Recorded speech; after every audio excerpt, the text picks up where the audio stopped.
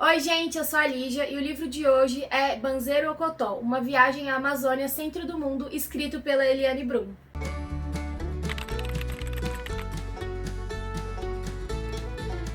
E se você tá chegando no canal agora, eu já quero pedir pra você se inscrever, ativar o sininho, dar o like no vídeo e deixar seus comentários. Não esquece também de me seguir no Instagram, vou deixar aqui embaixo. Eu tô sempre postando conteúdo por lá. E sem mais delongas, vamos para o livro. Bom, a Eliane Brum, pra quem não sabe, é uma das minhas jornalistas de maior admiração, assim, pra mim ela é uma profissional que um dia eu gostaria de ser. E nesse livro ela mescla investigação jornalística com relatos pessoais da vida dela, num livro que aborda um tema extremamente urgente e importante para a sociedade. É um livro de denúncia em defesa à Amazônia, um lugar que ela adotou como casa, que ela já mora lá há alguns anos. E ela participa ativamente de projetos e ações para preservar toda essa região. Achei engraçado porque os capítulos do livro, eles são desordenados. Você não começa, tipo, capítulo 1, capítulo 2. Cada capítulo é um número com um título e, assim, eles são meio que fora de ordem e fora de ordem cronológica. Tem horas que ela volta. Então, os capítulos são bem bagunçados. Arrisco dizer que talvez você nem precise ler na ordem que o livro te propõe. Eu acho que se você começasse aleatoriamente por qualquer capítulo, a narrativa seria da mesma intensidade, porque a cronologia não é uma questão nesse livro. Eu acho que os capítulos serem fora de ordem é justamente uma questão proposital. Inclusive, fiquei curiosa sobre os números. Tem capítulo que é 666, tem capítulo tipo 35, aí você fica, nossa, mas por quê? Ela não achei nada sobre isso, mas queria saber. Outra curiosidade para falar sobre o livro é que a Eliane Brum tentou escrever o livro inteiro em linguagem neutra, que para quem não sabe, é sem usar o masculino e o feminino. Então, ao invés dela falar humana ou humano, ela fala humane, por exemplo, com a letra E. E alguns de vocês podem estar se pensando, nossa, que droga, tem muita gente que odeia a linguagem neutra, é super contra. Pra ser sincera, eu não tenho uma opinião, assim, eu não sou nem contra nem a favor. As pessoas que geralmente são contra, elas querem defender seus pontos de vista dizendo que gramaticalmente isso está incorreto. Só que a gramática é feita pelo ser humano com base nas vivências, nas histórias e no tempo que a gente vive. Então sim, a gramática está sempre sofrendo alterações, até porque todo ano a gente cria gírias e palavras novas e coisas surgem. Então não vejo um problema isso mudar se mais pessoas se sentem incluídas nisso. Tipo, tá tudo bem. É um pouco difícil você ler porque a gente, querendo ou não tá acostumado. Ela mesma fala que tem vezes que ela esqueceu, deixou passar, mas o objetivo em si é inclusão. E vocês sabem que pra mim inclusão é tipo, sou sempre a favor, então é mais uma curiosidade desse livro. E aí você deve estar se perguntando o que é banzeiro, né? Por que esse título? Na verdade, banzeiro ele não tem uma tradução nem um sinônimo. Eu vou ler aqui o que está escrito para vocês terem uma breve noção. Banzeiro é como o povo do Xingu chama o território de brabeza do rio. É onde com sorte se pode passar, com azar não. É um lugar de perigo entre o de onde se veio e o onde se quer chegar. Quem rema espera o banzeiro recolher suas garras ou amainar. E silencia, porque o barco pode ser virado ou puxado para baixo de repente. Silencia para não acordar a raiva do rio. Não há sinônimos para banzeiro, nem tradução. Banzeiro é aquele que é, e só é onde é. Então é dessa maneira que a Eliane traduz a palavra banzeiro. Se você entendeu, entendeu. Se você não entendeu, acho que é bom você ler o livro, porque é todo um aprofundamento sobre várias palavras, na verdade, significados que eu acho que só dá para entender imergindo em tudo isso que ela fala no livro. Bom, e a Eliane se muda para a Amazônia em 2017 com a intenção de ouvir os povos ribeirinhos e quilombolas da região. Ela foi como jornalista para produzir uma série de reportagens, até porque ela sempre trabalhou com esses povos e sempre quis ampliar a voz deles nos assuntos que os cercam. Eu gostei porque o livro mistura relatos, investigação jornalística com relatos pessoais, então ela está sempre apresentando dados, mas também comparando com acontecimentos pessoais que ela teve no passado na vida dela. A maneira com que ela descreve a relação dela com a Amazônia, tudo que ela aprendeu e vivenciou na região é extremamente sensível e muitas vezes até por mim foi até incompreensível. Tipo, eu acho que eu só entenderia se eu realmente estivesse lá com ela e visse tudo, porque a maneira com que ela descreve é muito além do que as palavras conseguem definir. Ela fala quando ela chegou lá como se parte dela tivesse quebrado e outra parte finalmente fizesse sentido e se conectasse de novo. Bom, e aí o livro aborda diversos assuntos envolvendo a Amazônia. Como eu falei, os capítulos são fora de ordem, então a gente começa com as descrições dela dos povos indígenas, beiradeiros, da região do Xingu, os quilombolas. Ela gosta de chamar eles de não-humanes, porque ela fala que definir eles simplesmente como humanos não chega à altura do que eles são. Então, ela começa a falar desses povos não-humanos e suas culturas e tradições. As primeiras impressões que ela teve quando ela chegou e teve contato, e as diferenças de cultura, então é bem legal. Isso tudo, claro, cheio de entrevistas e aspas das pessoas com quem ela conversou. Bom, e aí ela conta bastante sobre Altamira, que é a principal cidade ali na região do Pará, que reúne, né, a principal área econômica da região da floresta. E ela fala muito dessa relação dos grileiros, que são pessoas que dominam o local. É um sistema que lembra bastante até o coronelismo. Os grileiros basicamente roubam terras, desmatam áreas supostamente que deveriam estar sendo conservadas por órgãos de meio ambiente e sustentabilidade, matam quando ameaçados e fazem da violência o diálogo que eles não têm. Então a violência é algo cotidiano, do dia a dia, a única forma de comunicação que eles parecem conhecer. Eles vivem do clandestino, do ilegal, do antiético, então a todos os momentos os grileiros comandam a cidade. Seja fazendo coisas ilegais na floresta, coisas ilegais na cidade, fazendo todo esse clima de violência na população, enfim, isso influencia em tudo dentro de Altamira e na região da floresta amazônica. A Eliane fala muito sobre a influência da ditadura militar empresarial na ascensão dos grileiros, porque foi com a ditadura que eles conseguiram ascender e basicamente ter um caminho livre para conseguir fazer essas, que eu considero crimes, né, esses crimes que eles cometem até hoje. E ela fala bastante também dessa relação com o desgoverno do Bolsonaro atualmente, porque o Bolsonaro mais uma vez passa pano e abre caminho para que esses grileiros continuem atuando com suas práticas ilegais, enfim. E vai muito além de só deixar acontecer.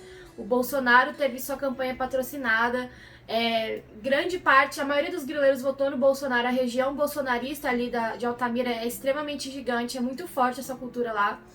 E, enfim, ela descreve isso bem detalhadamente no livro e é muito frustrante. É literalmente uma guerra não declarada. Então a Eliane conta que quando ela chegou ali na região de Altamira, geralmente os grileiros andam em caminhonetes. E ela trabalha, gente, escrevendo sobre isso. Então ela já denunciou diversos casos de corrupção e enfim, derrubada ilegal de árvore, enfim, diversas coisas. Então toda vez que ela via uma caminhonete, seja andando em alta velocidade ou parada no sinal, ela morria de medo, porque ela pensava, nossa, é agora, eu vou morrer, os grileiros estão aqui.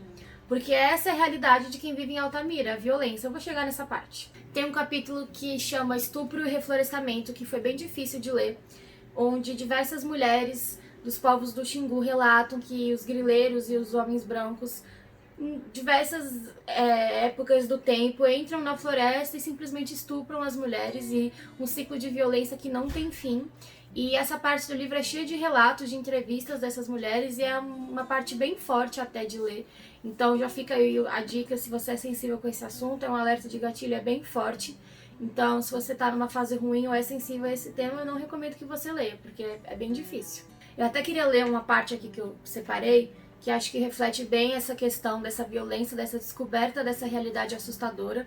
E a Eliane fala que ela passa por um processo de reflorestamento interno, de perceber que, tipo, se nós mulheres, teoricamente que somos protegidas pela lei, já enfrentamos tanta violência e atrocidades no dia a dia, imagina essas mulheres do Xingu que a lei não chega até elas, entendeu? Por falta de ação do governo. A batalha pela Amazônia, o reflorestamento de si, a amazonização do mundo é um movimento para derrubar a hegemonia do pensamento ocidental, patriarcal, branco, masculino e binário, que vem dominando o planeta nos últimos milênios, e exterminando, silenciando ou empurrando para as periferias todas as outras formas de se perceber no mundo, para o mundo e com o mundo. A batalha pela Amazônia é pelo reflorestamento dos mundos, os de fora e os de dentro. E aí chegamos numa parte do livro importante, que é sobre a hidrelétrica Belo Monte, que os povos da região chamam de Belo Monstro. Se você não sabe, a hidrelétrica foi construída durante o governo do Lula e, enfim, transformou o que era verde e harmônico e natural em concreto, cinza e cimento. E é muito triste ver o relato desses povos que perderam absolutamente tudo por causa da hidrelétrica, por causa da construção, que teoricamente visa o sustentável, que visa a melhoria econômica do país, mas a gente sabe que é só mais uma desculpa para passar por cima desses povos, dessas culturas e tradições que o Brasil não se importa, nunca se importou, afinal a gente destrói isso desde que o Brasil foi invadido. O governo construiu um conjunto habitacional para realocar as pessoas que viviam ali na área da hidrelétrica, né? Afinal elas foram despejadas. E é muito difícil ler o relato dessas pessoas que perderam suas casas, perderam sua autonomia, sua liberdade, como se isso fosse uma solução do governo, só que não é. A solução seria não construir a Belo Monte. E, inclusive, teve muita manifestação dos povos, eles tentaram ao máximo resistir, mas, enfim, chega uma hora que não tinha como, né? As máquinas já estavam lá, estava tudo pronto, muita gente foi morta por causa disso. E acabou sendo construída. Vou ler mais um trecho para vocês. É comum ouvir os descendentes desses primeiros seringueiros proclamarem com orgulho: nunca ninguém mandou em mim, ou nunca tive emprego. A liberdade está em se mover, pelo rio, pelas lidas, pelos desejos. Mas como se morrer num rio agora barrado? Quando a pressão pela terra aumentou na Amazônia e os invasores brancos avançaram até as margens com seus pistoleiros, muitos beiradeiros migraram da beira do continente para as ilhas do Xingu. Era o último reduto de resistência. Não de uma vida, mas de uma saga. Da sequidão do sertão nordestino aos excessos do rio Amazônico. E então, Belo Monte afogou as ilhas, e os beiradeiros foram reconvertidos em pobres, agora urbanos. Perguntei a alguns deles: o que é ser pobre? Ser pobre é não ter escolha, do que comer, de onde ir, de onde vir, do que fazer ou não fazer. Ser pobre é não ter escolha sobre o desejo. Perguntei a eles o que é ser rico. Ser rico é não precisar de dinheiro. É preciso entender também isso. Os beiradeiros não são apenas vítimas de uma ideia de desenvolvimento que mata. Esse é um olhar redutor para a enormidade do que são. Os beiradeiros do Xingu e de outros rios amazônicos carregam no corpo uma insurreição. São a encarnação de um levante. Então é muito forte ler esses relatos. E aí tem a parte mais leve do livro, em que a Eliane Brum relata sobre essa nova geração de mudança, Greta Thunberg e outros ativistas climáticos muito jovens. Claro que a maioria branco, de classe média, majoritariamente da Europa, mas uma esperança que é nutrida por agentes de mudança e crianças, né, jovens que de fato se preocupam com o meio ambiente e de fato fazem ações para tentar promover o bem-estar de todos. A Eliane também fala sobre toda a questão da Covid-19 e como foram as faltas de informação e de cuidado por parte do governo com os povos do Xingu e como foi mais uma forma de extermínio, de genocídio, mais uma, já que são tantas efetuadas todos os dias, todos esses anos na história do país. E ela fala bastante sobre essa situação e ela fala bastante também sobre a luta dos povos, a resistência.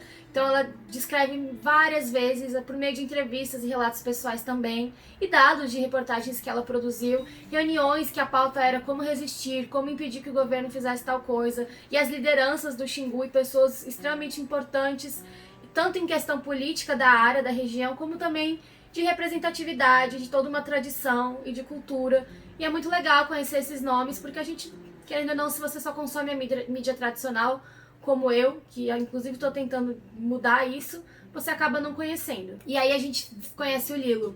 Quando a Eliane foi começar a fazer seus trabalhos na Amazônia, fazer reportagens, o Lilo, o fotógrafo, ele tinha acabado de entrar no jornal que ela trabalhava. E mesmo sem se conhecerem, ele foi escalado para ir com ela na Amazônia registrar as fotos. E eles acabaram se tornando, assim, melhores amigos, irmãos de alma, como ela descreve. Então, o livro inteiro, ela conta aventuras e desventuras, e o Lilo tá sempre do lado dela. E é muito legal ver essa relação deles de amizade. Acabou que os dois no futuro se mudaram pra Altamira, o Lilo encontrou uma esposa lá. E é muito linda essa história, só que eu fui pega de surpresa. No final do livro, literalmente no último capítulo, a gente descobre que o Lilo morre. E isso não é um spoiler, né, gente? Porque esse livro aqui não é um livro de ficção, é um livro de não ficção, um livro real. E a gente descobre que o Lilo morreu de Covid-19 no dia 15 de abril de 2021. E é devastador ver a reação da Eliane Brum, ler o que ela fala, que é extremamente sensível. E eu vou ler um trecho pra vocês. Lilo, meu Lilo, companheiro de mais de 20 anos de reportagem, meu outro e de 2, pedaço arrancado de mim. foi assassinado por Jair Messias Bolsonaro. Sinto horror por colocar o nome de Bolsonaro e de Lilo na mesma frase. É o horror de viver em um país governado por um genocida e acordar pela manhã e ver que o genocida ainda está lá, porque a minoria que come o planeta ainda acha que pode lucrar com ele. No atestado de óbito, a causa da morte de Lilo Clareto é Covid-19, mas Lilo foi assassinado. Bolsonaro, o antepresidente do Brasil durante a pandemia, executou um plano de disseminação do vírus para atingir o que chamam de imunidade de rebanho, supostamente para manter as pessoas na rua trabalhando e a economia ativa. No momento em que escrevo, Lilo é um dentre mais de 500 mil de pessoas mortas no Brasil, que jamais deixaremos de ser reduzidas a números, inumeráveis.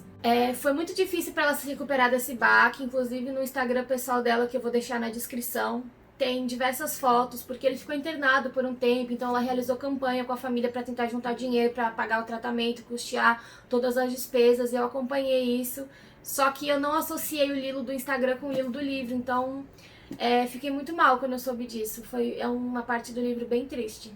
E a Eliane chegou na floresta amazônica casada com outro homem, mas ela conta que essa jornada acabou terminando, eles se separaram, e ela acabou conhecendo um outro homem, um jornalista e um ativista climático inglês, chamado John, né, ele é britânico, e eles estão no relacionamento, acho que até hoje eles devem estar, não sei, se vocês pesquisem aí depois, e ela conta dessa mudança de relacionamentos e como tudo meio que se desestruturou quando ela chegou e demorou a se estruturar novamente. E aí, gente, é importante vocês lerem o livro, porque em diversos momentos ela fala sobre diversas pessoas que participam ativamente de lutas e são engajadas. Então ela fala de ativistas, jornalistas, diversos profissionais que estão lá no território do Xingu com ela, trabalhando e tentando melhorar essa situação. Então são tantos nomes que seria impossível falar todos no vídeo. Então ela descreve bem detalhadamente todo esse assunto no livro. E vou mostrar pra vocês, porque na metade do livro a gente chega numa galeria de fotos, inclusive a maioria feitas pelo Lilo, né? E eu vou mostrar pra vocês agora. Todas as fotos são legendadas, ó. Aí vocês pausam, né, se vocês quiserem ver com detalhes.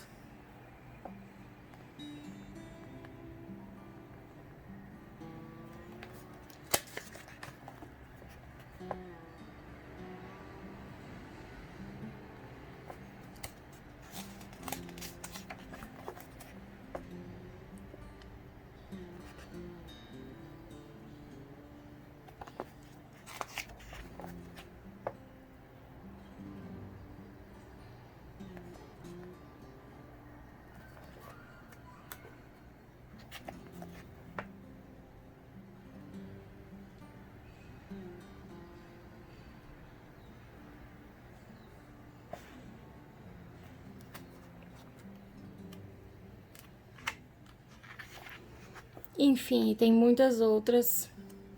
Bom, e como eu falei, a Eliane relatou diversos casos de corrupção para o jornal que ela trabalhava na época, o El País. Roubo de madeira, corrupção, violência, enfim, a vida dela, querendo ou não, está em risco, porque os grileiros são extremamente assertivos quando o assunto é violência e vingança. Então, eu fico pensando, meu Deus, gente, essa mulher ainda tá viva, graças a Deus. Eu tenho muito medo de acontecer alguma coisa com ela. Porque se você ler o relato de violência e como é a cultura da violência na cidade de Altamira, é assustador, é assustador. Ela faz uma descrição bem legal, desde o governo Lula até o desgoverno do Bolsonaro, sobre a falta de políticas públicas, como isso nunca chegou até esses povos. E até um governo do Lula, de esquerda, supostamente, que faz mais sentido pra mim, ainda assim cometeu tantos erros com essa população. Ela tem um capítulo muito triste que é sobre as crianças de Altamira, órfãos de pai e mãe, de família, de alegria, de paz, com um monte de entrevistas. Claro que ela não pode colocar a foto dos rostos das crianças, nem os nomes. Ela não revela os nomes, até por questão de segurança, mas assim, são crianças que perdem as famílias justamente pela ação dos grileiros. E é muito forte, gente. Nossa, não dá. É porque esse livro, ele é um pouco grande, né? Ele tem 400 páginas. E é tão profundo que eu não conseguiria fazer um vídeo à altura. Eu espero que eu esteja conseguindo, porque são muitas informações. E como eu falei sobre essa dinâmica dos capítulos, cada um aborda um tema, apesar de todos estarem interligados. E fica um pouco difícil de conseguir definir cada assunto que é abordado no livro. Tem uma parte meio que me deixou chocada, porque eu não sabia sobre o aumento da taxa de suicídios nos jovens de Altamira. crianças e jovens que perderam a esperança num futuro, numa sociedade, numa cidade que é tomada pela violência. E tem um relato extremamente pessoal, então fica aí o alerta de gatilho mais uma vez para a questão de violência e suicídio, em que a Eliane se vê totalmente deprimida. Ela já lutava contra a depressão na vida, né? Mas uma situação que ela mesma se sentiu, assim, sem chão ao produzir reportagens sobre esse aumento da taxa de suicídio entre jovens. Então, ela conta como foi o processo para ela sair desse fundo do poço, com uma rede de apoio que ela contou e foi de extrema importância na vida dela, amigos e pessoas ali da região que conseguiram ajudar ela a sair dessa escuridão. E é bem forte também esse relato. Eu falo tão rapidinho, mas o capítulo é bem grande descrevendo essa parte, e é bem sensível, até porque eu me identifico, então foi bem difícil também de ler. Tem um capítulo que chama Alice, que é um relato da Eliane de quando ela e uma equipe, inclusive o Lilo, foram cobrir o nascimento, a desova das tartarugas. Para quem não sabe, a tartaruga mãe, ela encontra uma praia, cava um buraco, enterra os ovos e vai embora. E alguns meses depois as tartaruguinhas saem sozinhas dos ovos e vão em direção ao mar. No futuro, quando elas são as próprias mães para colocar os ovos, elas voltam na mesma praia em que elas nasceram para depositar esses ovos. E aí a Eliane assiste o nascimento de uma tartaruguinha, que ela chama de Alice, e ela faz uma analogia muito bonita com as crianças de Altamira, com os povos do Xingu, sobre a dificuldade de nascer, de viver, de chegar até o mar, de resistir aos perigos, de sobreviver a todas as ameaças que o cercam, mas a Alice conseguiu. E é meio que uma mensagem de esperança, de que as coisas precisam melhorar e que todas as tartaruguinhas, e no caso as crianças e as pessoas da região, também vão conseguir. Eu acho bem bonito, porque ela fala sobre, misturando com relatos pessoais da vida dela, a força que essa tartaruguinha Alice tem.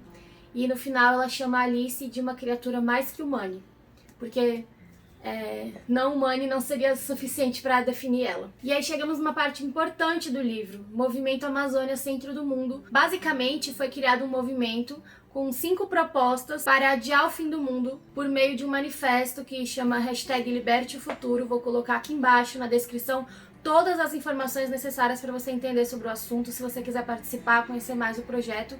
Afinal, o livro é importante porque ele relata toda essa realidade, essa dificuldade, essa luta, e seria muito injusto se eles simplesmente não fizessem nada. Mas Eliane Brum, ela participa ativamente da rede de mudança para tentar proteger e preservar a Amazônia. Ela e diversas pessoas, que como eu disse, não consigo falar o nome de todas no vídeo, mas estão todas no livro. Você pode ler o manifesto completo no link que está aqui na descrição. E ela fala também sobre a importância de sempre somar mais um. Tanto que no fim do manifesto tem lá, escrito por Eliane Brum, jornalista, escritora, documentarista e mais uma na luta a favor da Amazônia. Então essa questão de somar mais um, eu li o livro, eu já sou mais um, porque eu estou participando, me informei sobre o projeto. E você que está assistindo, você também pode se tornar mais um. Então, por favor, leia as informações que estão na descrição para você também ajudar e fazer parte de toda essa rede de mudança. Ok, vocês entenderam que é banzeiro, mas vocês devem estar perguntando o que é ocotó. Vamos lá, e eu vou ler para vocês mais um trecho. Ocotó é um caracol, uma concha cônica que contém uma história ossificada que se move em espiral a partir de uma base de peão. A cada revolução, amplia-se mais e mais até converter-se numa circunferência aberta para o infinito. A Amazônia, centro do mundo, é banzeiro em transfiguração para Ocotó. Muito bonito e muito profundo, vocês precisam ler o livro para entender todo esse significado. Eu confesso que eu terminei e eu entendi, mas ao mesmo tempo eu acho que não tão profundamente quanto a Eliane sente dentro dela e quanto ela quis explicar. Diversas vezes no livro ela fala, tipo assim, olha, você tá lendo? Acho que você só vai sentir o que eu tô sentindo se um dia você pisar aqui onde eu tô pisando. Bom, gente, por fim, eu queria ler um trecho pra vocês que eu acho que resume perfeitamente o livro. E eu queria transparecer o sentimento que ele me passou, a importância que ele teve na minha construção profissional e pessoal. Mas às vezes as palavras orais me faltam, eu prefiro muito mais escrever do que falar. Então eu vou ler esse trecho para vocês porque acho que ele vai representar muito mais meus sentimentos nesse momento. Me tornei habitante do Entre Mundos. Esse livro conta a história de como me tornei entre por um processo singular que só percebi conscientemente há pouco tempo. Minha casa é este lugar entre lugares, num atravessamento permanente. Antes, eu me entendia como sem lugar, deslocada e desencaixada. Hoje, a longa jornada floresta adentro me apontou que entre lugares é também lugar, que o deslocamento me permite enxergar de outros ângulos, que o desencaixe me possibilita escapar de todas as caixas nas quais querem me prender e enquadrar. Quando me sinto asfixiada, eu apenas desloco meus ombros, desarticulo meus ossos e deslizo como cobra. Entre lugares é meu lugar de fala, entre línguas e entre linguagens é meu existir. Aos poucos vou me tornando transmundos, translínguas e translinguagens. Estou no movimento do gesto. Aos poucos vou deixando o banzeiro para revolucionar em Ocotó. Resisto. Esse livro é tudo menos algo definitivo sobre a Amazônia ou sobre mim. Minha escrita se faz por atravessamentos, de campos de conhecimento, de experiências, de geografias, de gentes, de sensibilidades, de tempos, de corpos. Minha escrita é transcrita. Termino este livro no meio. Altamira, Londres, 24 de setembro de 2021. Bom, no fim do livro nós temos algumas notas com trechos de entrevistas, de observações e links de fontes que ela usou ao longo do texto, então é bem completo, não é um livro que falta informação, afinal ela é jornalista, então não é só relatos pessoais, tem toda uma base teórica e bibliográfica que ela usou para produzir esse livro. E para mim, ler Eliane Brum é sempre maravilhoso e doloroso ao mesmo tempo, porque eu acho que ela literalmente tem o dom das palavras, mas tudo que ela escreve é transformador e arrebatador. E eu sempre me sinto uma nova pessoa ao terminar de ler qualquer coisa dela. Eu terminei a leitura em fase de desconstrução, culpada pela pele em que habito, culpada pelo passado que as pessoas brancas fizeram contra esses povos, por todo o genocídio, por tudo que esses povos passaram. Tendo consciência dos meus privilégios, do meu lugar de fala, reconhecendo espaços em que eu consigo existir, questionando o que a gente faz para mudar o mundo, o que a gente pode fazer. Você faz a sua parte? Com maior conhecimento de realidades injustas e desiguais. É até uma coisa que a Eliane fala em um ponto do livro, nós não estamos no mesmo barco. Ninguém sai do mesmo ponto de partida. É injusto pensar que é dessa forma que acontece, sabe? Bom, gente, então é isso. Vocês precisam ler Banzeiro Ocotó. Esse livro foi lançado no final de 2021, é um livro extremamente recente. Se você já leu esse livro, me conta aqui nos comentários o que você achou. Não se esquece de se inscrever no canal, de curtir o vídeo, de ativar o sininho e de me seguir no Instagram, eu vou deixar aqui embaixo. Lembrando que todas as descrições do que eu falei, link de projeto, mais informações e o Instagram da Eliane Brum vão estar na descrição para vocês lerem, se aprofundarem e tentarem ser mais um na luta a favor da proteção da Amazônia. Eu acho que é isso. Obrigada por assistirem e eu vejo vocês na próxima. Tchau!